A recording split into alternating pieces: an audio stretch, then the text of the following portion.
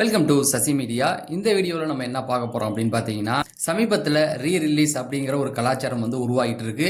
தமிழ் சினிமாவில் இருக்கிற எல்லா பெரிய நடிகர்களுடைய படங்களும் இப்போ ரீரிலீஸ் பண்ணிட்டு இருக்காங்க. அதன்படி பார்த்தீங்கன்னா சமீபத்தில் படையப்பா, மங்காத்தா, இதுக்கு முன்னாடி கில்லி, இந்த படங்கள்லாம் ரீரிலீஸ் பண்ணாங்க. இந்த படங்கள்லாம் ரீரிலீஸுக்கு அப்புறம் என்ன வசூல் பண்ணது அப்படிங்கிறதையும், இந்த படம் எடுக்கும் பொழுது என்னென்ன சுவாரஸ்யமான சம்பவங்கள் நடந்தது, இந்த காலகட்டங்களில் இந்த படம் என்ன வசூல் செஞ்சது அப்படிங்கிறத பத்தி தான் இந்த வீடியோல நம்ம பேச போறோம். நம்ம சேனல்ல தொடர்ந்து சினிமா சார்ந்த அப்டேட்கள் கொடுத்துட்டு இருக்கோம். நீங்க சினிமா சார்ந்த சுவாரஸ்யமான விஷயங்கள் அப்டேட் இதை தெரிஞ்சுக்கணும்னு நினைச்சா நம்ம சேனலை சப்ஸ்கிரைப் பண்ணிட்டு வீடியோ லைக் பண்ணிருங்க. இப்போ வாங்க நம்ம வீடியோக்குள்ள போகலாம். இந்த வீடியோவை தொடங்குறதுக்கு முன்னாடியே ஒரு டிஸ்க்ளைமர் கொடுத்துறேன். இந்த வீடியோ ஒரு நடிகரை உயர்த்தியோ இன்னொரு நடிகரை தாழ்த்தியோ பேசுறதுக்காக உருவாக்கப்பட்ட வீடியோ கிடையாது. இது ஜஸ்ட் ஒரு அப்டேட்டிங் தான். இந்த படம் இவ்வளவு வசூல் பண்ணிருக்கு அப்படிங்கறத வழக்கமா நம்ம சினிமா அப்டேட் கொடுப்போம். அதன்படி இதுவும் ஒரு அப்டேட்டிங்கா தான் நான் கொடுக்குறேன். ஃபர்ஸ்ட் எடுத்த உடனே படையப்பா படம் பார்த்தீங்கன்னா 1999 ரிலீஸ் பண்ணியிருந்தாங்க.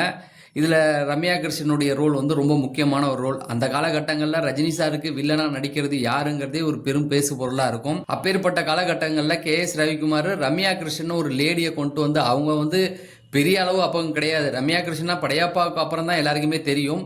அந்த அளவுக்கு ஒரு பெரிய நடிகையும் அப்போ அவங்க கிடையாது. அவங்கள கூப்பிட்டு வில்லியா நடிக்க வச்சு அந்த படத்தை ஹிட்டும் கொடுத்துருக்காரு.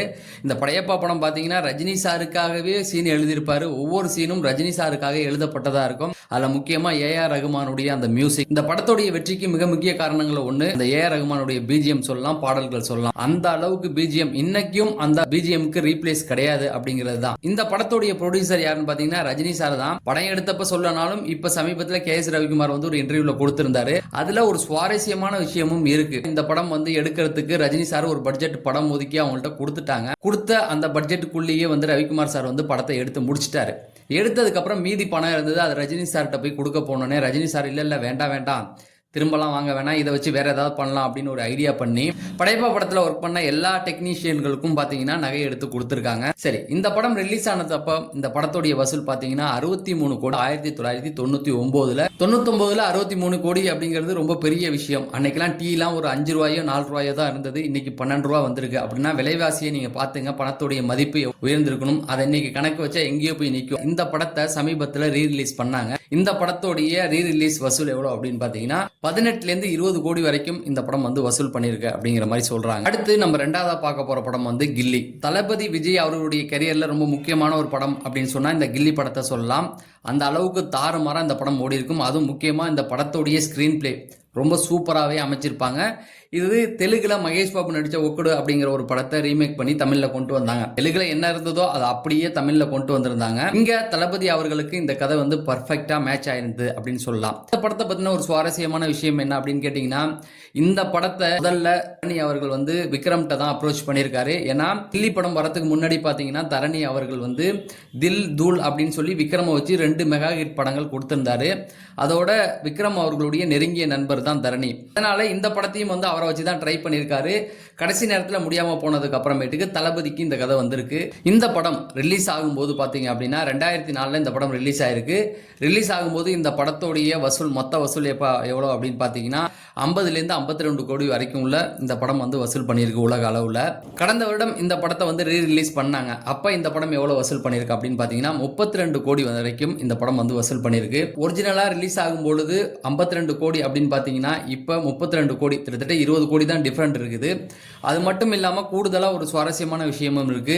என்ன அப்படின்னு பாத்தீங்கன்னா ரீரிலீஸ் செய்யப்பட்ட படங்கள் தமிழ் படங்கள்லயே அதிக வசூல் பண்ண படம் கில்லி தான், 32 கோடி. கில்லி படத்துடைய ரீரிலீஸ் சாதனையை இன்னும் எந்த படமும் முறியடிக்கல அப்படிங்கிறது தான். கடைசியா நம்ம பார்க்க போற படம் பாத்தீங்கன்னா மங்காத்தா படம் 2011 ரிலீஸ் பண்ணாங்க. 2011 இந்த படம் ரிலீஸ் ஆகிறதுக்கு கொஞ்சம் ஒரு சில மாதங்களுக்கு முன்னாடி தான் அஜித் சார் தன்னுடைய ரசிகர் மன்றத்தை கலைச்சிருந்தாங்க.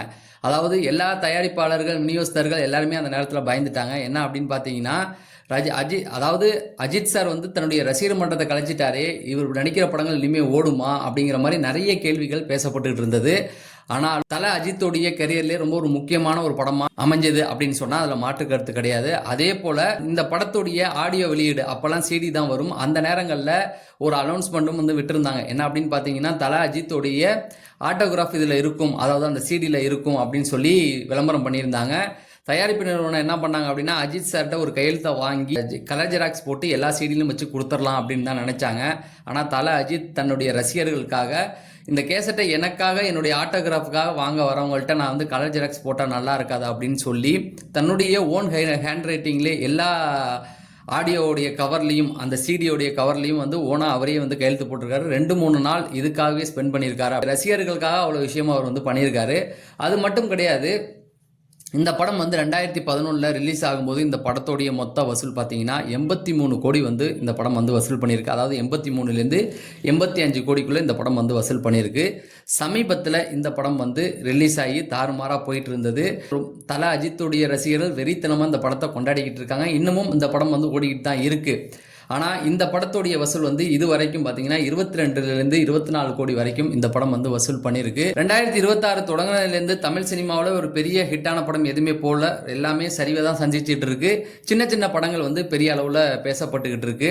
அதன்படி பார்த்தீங்கன்னா 2026 ஒரு பெரிய வெற்றி, ஒரு பெரிய வசூல் படம் அப்படின்னு சொன்னால் இந்த மங்காத்தாவுடைய ரிலீஸை சொல்லலாம். விநியோகஸ்தர்களுக்கும் சரி தயாரிப்பாளருக்கும் வந்து ஒரு லாபத்தை கொடுத்த படம். நான் முதல்ல சொன்ன மாதிரி இதில் யார் பெரிய ஆளு சின்ன ஆளு அப்படின்னு சொல்றதுக்காக இந்த வீடியோ உருவாக்கப்படல. ஏன்னா இந்த படத்துடைய வசூல் பார்த்தீங்கன்னா ரிலீஸ்ல கில்லி படம் வந்து முதல் இடத்துல இருந்தாலும் படையப்பா படம் பார்த்தீங்கன்னா 1999லேயே 63 கோடி வரைக்கும் வசூல் பண்ணிருக்கு. இந்த காலகட்டங்களில் இந்த அளவுக்கு வசூல் வேற எந்த படமுமே பண்ணல, ரஜினி சார் படம் தான் பண்ணியிருக்கு அப்படின்றத நம்ம எடுத்துக்கணும்.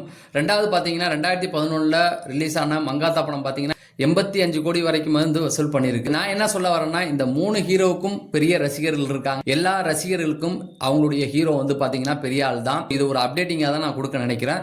தொடர்ந்து நம்ம சேனலில் சினிமா சார்ந்த அப்டேட்டுகள் வரும். அதை தெரிஞ்சுக்க நம்ம சேனலை சப்ஸ்கிரைப் பண்ணுங்க அப்படிங்கிறத சொல்லி நான் விடைபெறேன். நன்றி, வணக்கம்.